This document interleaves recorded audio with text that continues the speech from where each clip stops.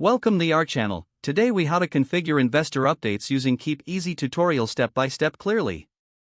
Open Keap and sign in to your account. Navigate to the dashboard. Click on the Marketing tab in the top menu. Select Emails from the drop-down. Click on the Create button to start a new email campaign. Choose Newsletter as the email type for your investor update. Enter a name for your campaign, such as Investor Updates. Set the audience for your email by selecting the appropriate contact tag.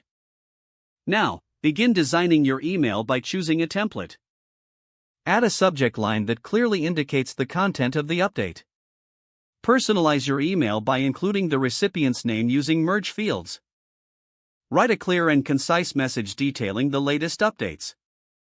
Include specific information about company performance, milestones, and future opportunities. Add any relevant visuals, like charts or graphs, to illustrate key points. Incorporate a call to action, encouraging investors to respond or ask questions. Preview your email to ensure everything looks right and is easy to read. Test the email by sending it to yourself first. Once satisfied, go back to the campaign settings. Schedule the email for a specific date or send it immediately. Finally, review your dashboard to monitor engagement and responses. Congratulations, your investor update is now configured and ready to go. If the page does not load, refresh the browser or try again in a private or incognito window.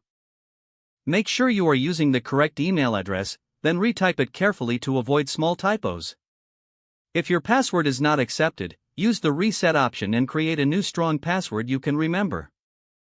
Check your spam folder for verification or security emails, then complete any requested. Enable two-factor authentication if available to improve account security and reduce unauthorized access risk. After signing in, review your profile details so your contact information and settings are accurate and current.